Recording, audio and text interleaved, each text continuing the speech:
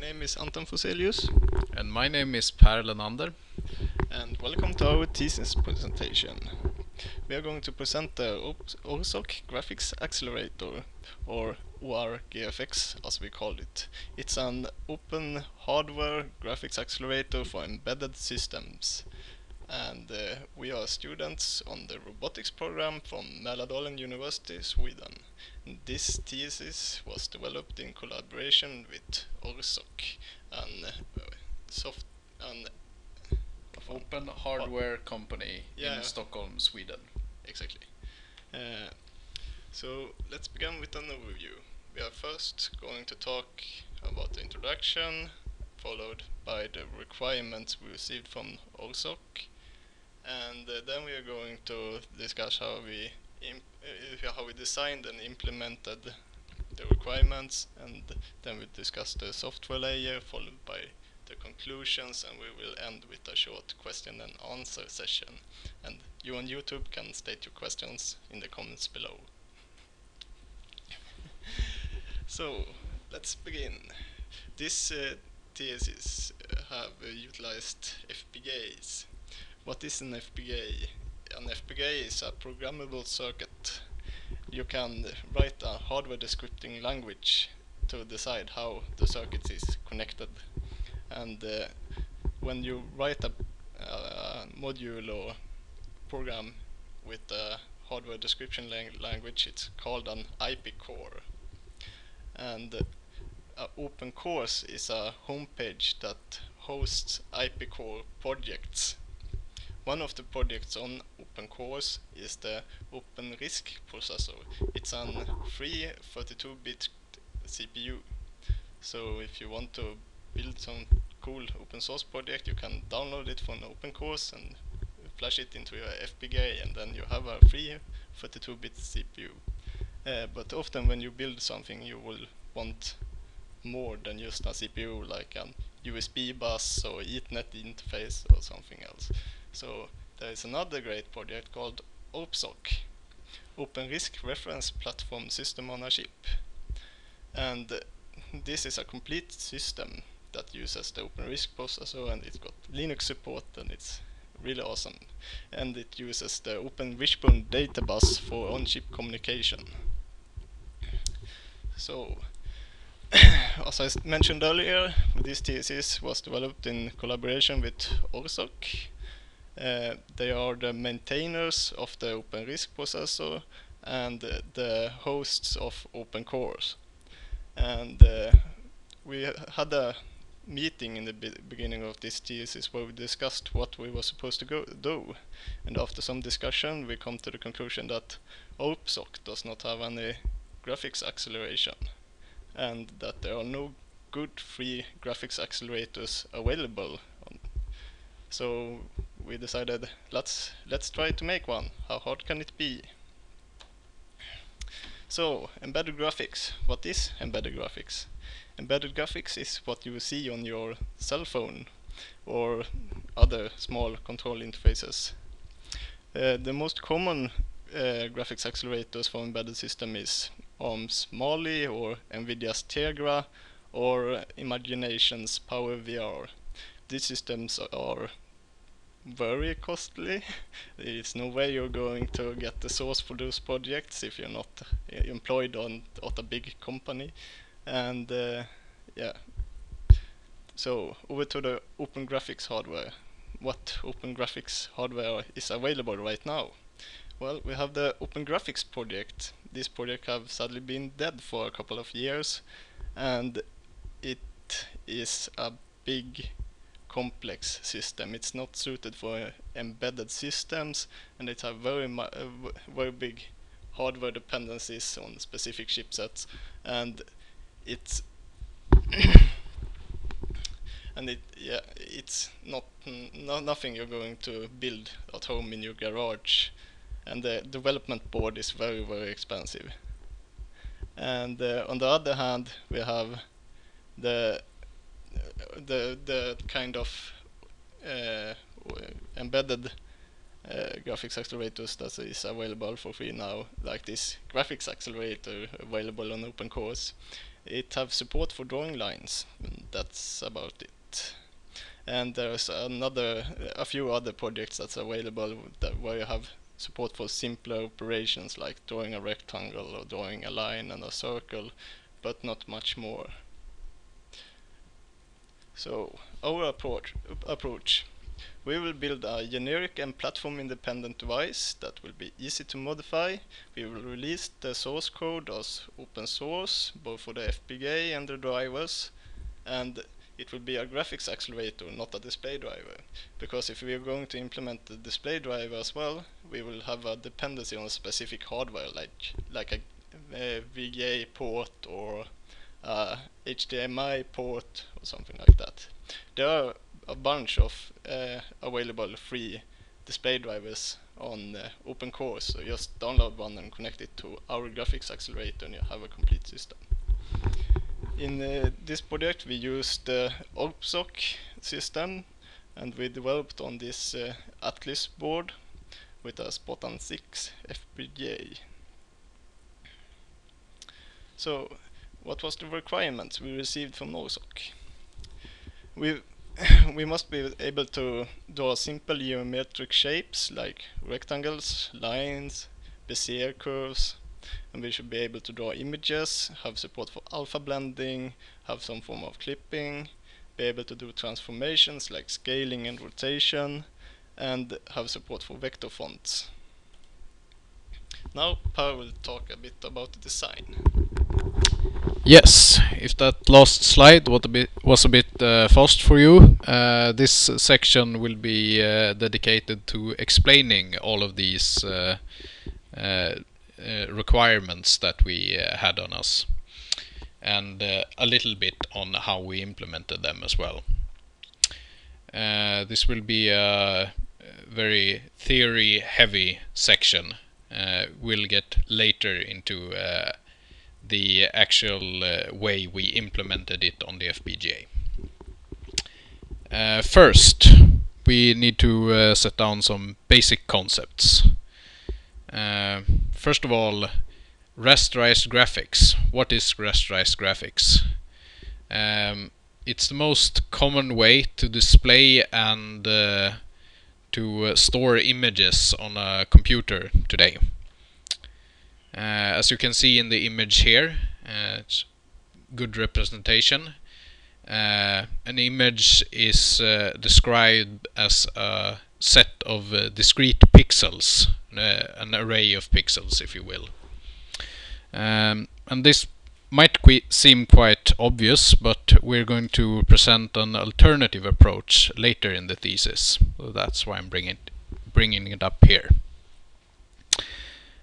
Second, Anton mentioned that we're not making a display driver, we're making a graphics accelerator. And what did he mean by that? Since we're not putting our output to an external screen, where exactly are we drawing? And the answer is we're writing to memory, an external video memory. On the Atlas board we have a 128 megabyte DDR2 RAM block that we use for video memory. And one part of this video memory is going to be read by our display component. We're using a open source VGA display component from OpenCores. The part that this display driver is reading from and we're writing to we'll call the frame buffer. So, what do we want to draw on the frame buffer? So we have a set of basic graphics primitives, geometric shapes or patterns that you can generate pixels in. Those we have here, 3 very simple. First one, easiest of all, the rectangle. You have 2 points, P0, P1. Generate pixels from left to right, line by line.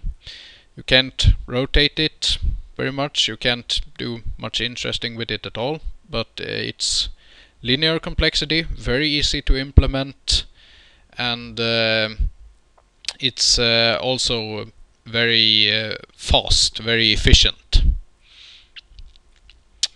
Slightly more complex, we have line drawing. Draw a line from P0 to P1, and we have used a common algorithm for this called Bresenham's line drawing algorithm.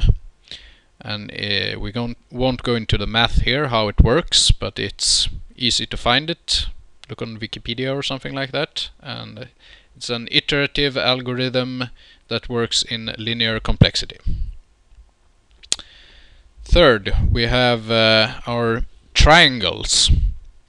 And you might notice that this was not in the basic requirements that we had in the beginning, but it will become obvious later in the thesis why we choose to implement this particular graphical primitive.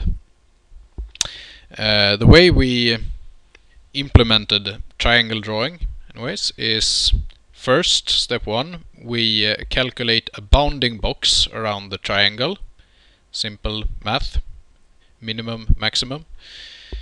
Then,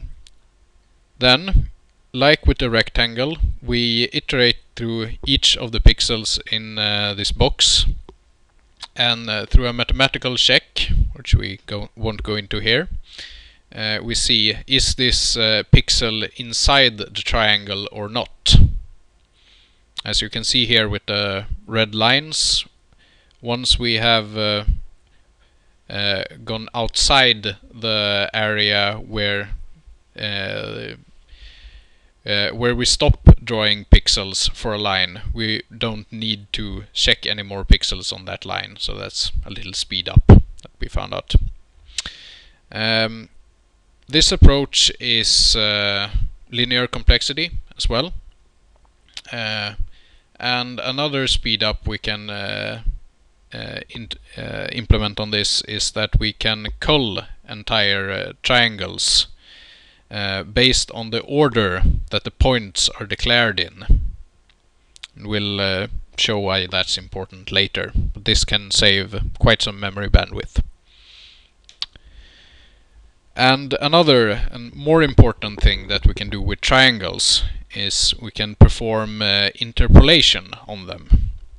And this will become a core concept in the implementation of our thesis. We have implemented this using barycentric coordinates. Also, we won't go into the math here. It's just a basic descriptive presentation, so you'll have to look that up later.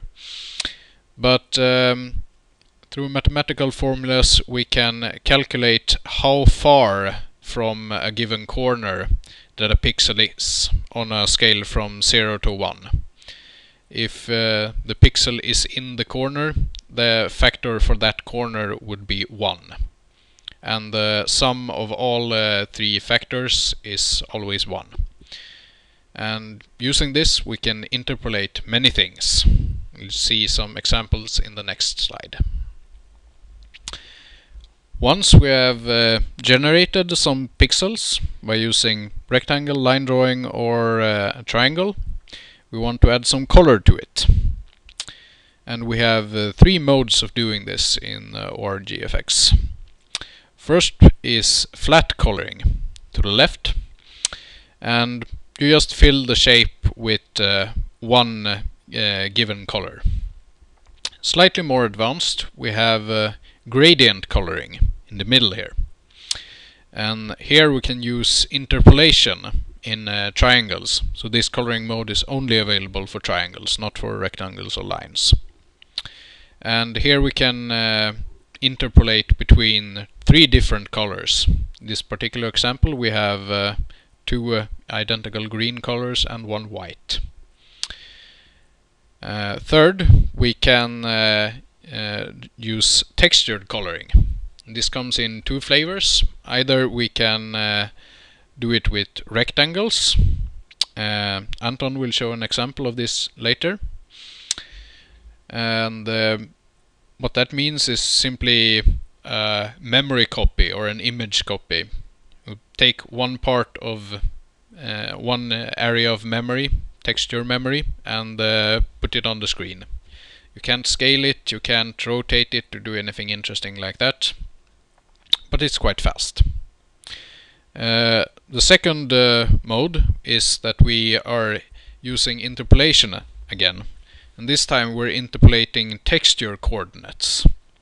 So this is you can implement this for triangles, and you doing textured triangles, you can do all sort of interesting things such as scaling, rotation, and many more things that we'll see later.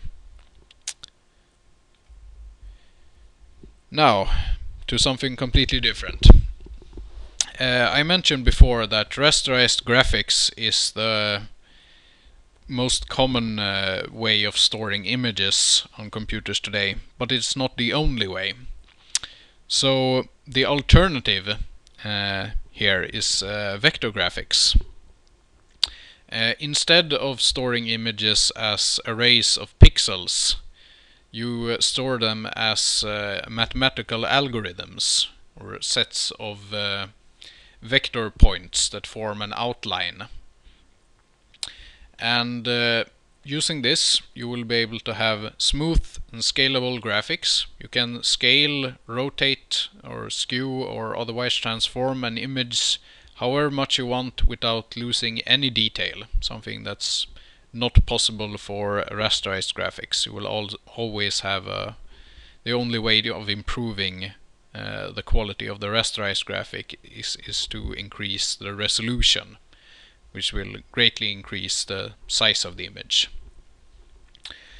And this is quite a common format as well, form of storing images. Some common implementations are Flash, SVG, and PDF.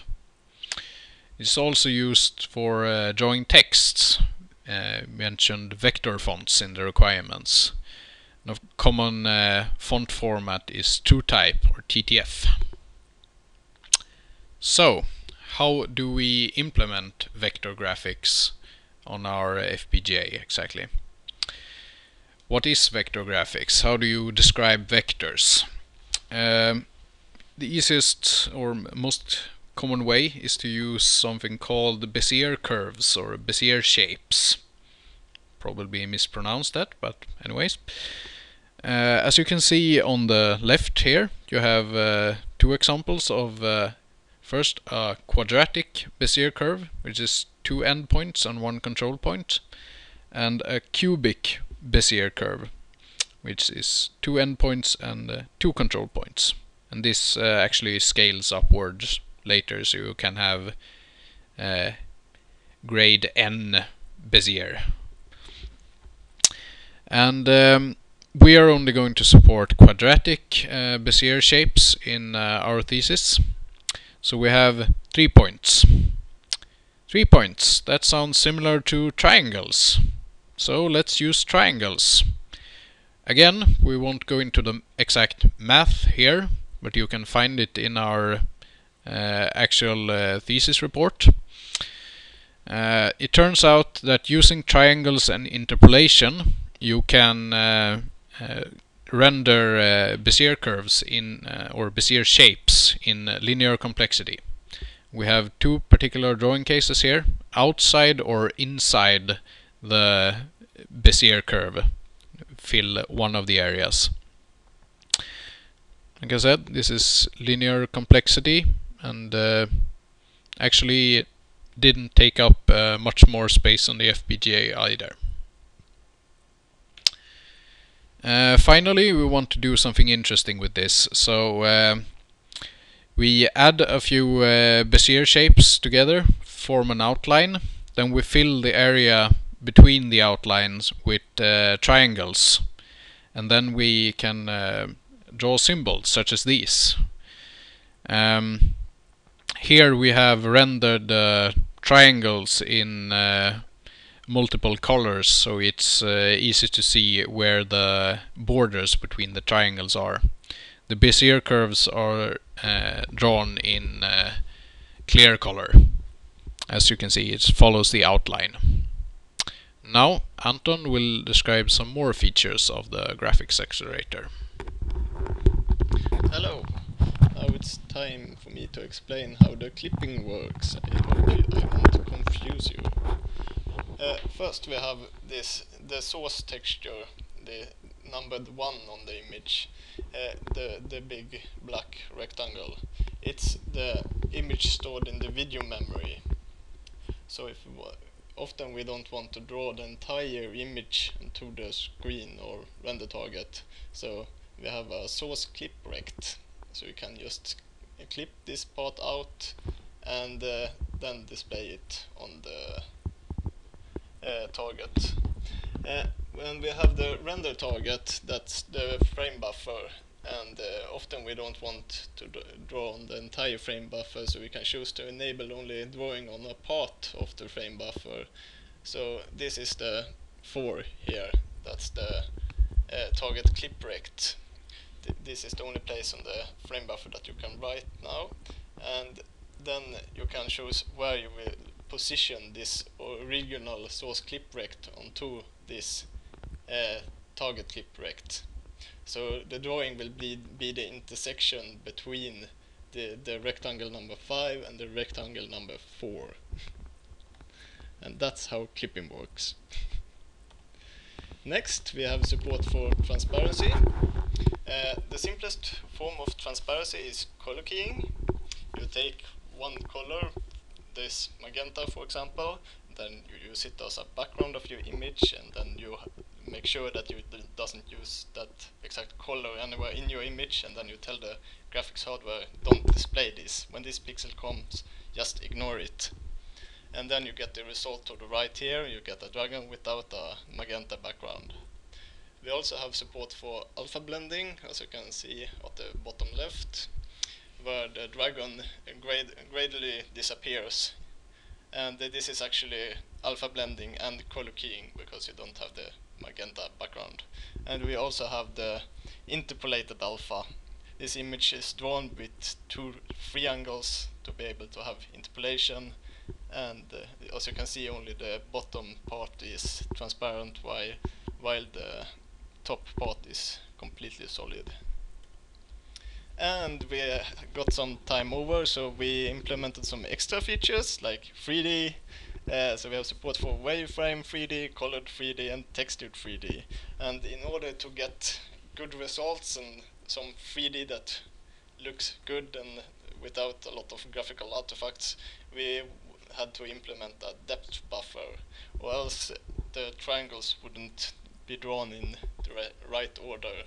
So you wouldn't see, you wouldn't be able to see like backside of things that was not supposed to be seen.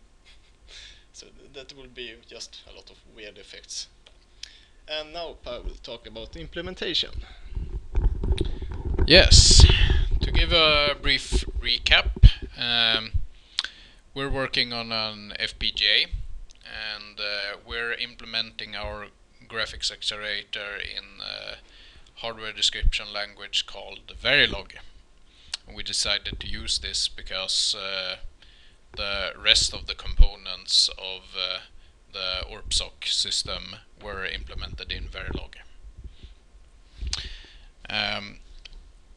This image to the right here is overview of our pipelined architecture of our module. Data flows from the top, where it enters from an external source, which is probably the OpenRISC processor, doesn't have to be. Flows down through the module. The rasterizes, generates pixels, and the pixels then flow through the pipeline and end up at the bottom, where the writer writes to memory. And we have designed the ORGFX graphics accelerator to be modular. So each square here represents one or several files of code, where each part is quite independent of the others except for the interface between them. And the idea here is that you should be able to add pipeline stages, change pipeline stages without greatly affecting the rest of the system. To make synchronization easier, we made it so that only one graphical primitive operation, like a triangle or rectangle, can be in progress at the same time. As I said before, the rasterizer module near the top generates the pixels. Below that, multiple pixels can be in the pipeline at the same time. Pixels can also be discarded at certain points during the actual rasterization with triangle culling, during the clipping stage, which Anton talked about. So you can only write to a certain part of the screen, or during color keying, which is in the fragment processor. Fragment processor is responsible for adding color to the pixels. So that is flat coloring, gradient coloring, and textured coloring. And it also does the color keying. The Blender module does the alpha blending. Render is not really interesting. The Wishbone Reader and Wishbone Writer interfaces are two interfaces to video memory. So this is where you can read from textures or write to the frame buffer or to other textures if we want that. The entire device is controlled by the Wishbone slave here at the top, which consists of a set of registers that can be used to set certain properties of the device or to start graphical operations. And these registers can be written to from anything that's connected to the Wishbone bus. In our case, the OpenRISC CPU, which brings out to our next slide, the software. We're running OpenRISC in a bare metal setup, so we're not using any operating system, just basic C using newlib, I believe, the C implementation for OpenRISC. And while it is possible to do everything that you can possibly do with the Accelerator using only registry writes, this would become quite difficult and ponderous, so we have decided to create several software layers or drivers or application programmer interfaces, API. We've split those into two groups. The low-level API, simply called ORGFX, and this layer consists of simple functions that translates almost directly to one or several registry writes. We've also designed several higher level API that actually all call the lower level API to get things done. Only the lower level API can communicate with the device through the registers. The other more high advanced API just called the lower level API. And why would you use this? Here's an example right on the screen right now. The lower level API uses three functions here: turn off texturing, set a drawing color, and draw a rectangle between two different points on the screen. And this will draw a colored rectangle. In the below we have the ORGFX plus fill function, which does the exact same thing but in one function call. To give a slightly more advanced example, we have the vector font API. and this is a function. Can put a piece of vector text on the screen. It takes a font, it takes an offset, scale and rotation, so it's the transformation, allows us to position and rotate the text wherever we want, and write the text hello ORGFX with a certain color. And this can be done in one function call, and the result can be something like this. The same thing can also be done with the lower level API, calling a set of functions, but instead of one line it would be probably hundreds of lines to get the same effect. And the same thing could be done with just register writes if you wanted to, but that would be thousands of lines of very, very unreadable code. Next,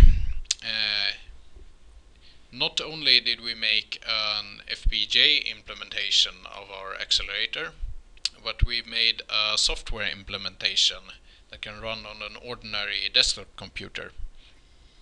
And we have used simple direct media layer, SDL, just to get a get pixel, put pixel function basically. And then we have implemented our drawing algorithms using ordinary C code. And we had two purposes for doing this. One was that we wanted a way to quickly verify our algorithms before we implemented them in hardware, because debugging things in hardware takes a very long time. And the second is that we designed the software implementation to have the same software API as the hardware implementation. This means that you can develop an application for the graphics accelerator for the software implementation, test it until you are happy with it, and then port it directly to the hardware implementation without changing a single line of code. And this means that application programmers without access to hardware can write code for our accelerator. Finally, we developed a set of software utilities to make it easier to convert and import image formats, 3D objects and vector fonts to a format that our accelerator understands. And these imported objects, for example a PNG image, are converted to a header file containing an array and some extra data that can be loaded by our drivers. Now we will show a short demonstration. Yes. Now over to future work. What do we want to do with this in the future? We want to add a Linux driver. We did some research during this thesis, but in the end we didn't have the time. And we want to have a parallel pipeline implemented so we can get a higher throughput of pixels. And we would like to make an optimized implementation, because this was a very generic implementation that was aimed to be as generic and platform independent as possible, and therefore the performance was not all that great that it could have been if we had made an optimized implementation instead. And we want to add the cubic Bezier shapes, so we will be able to have support for PostScript, and we would like to have a textured cache, a texture cache, so we would lower our footprint on the memory, the data bus.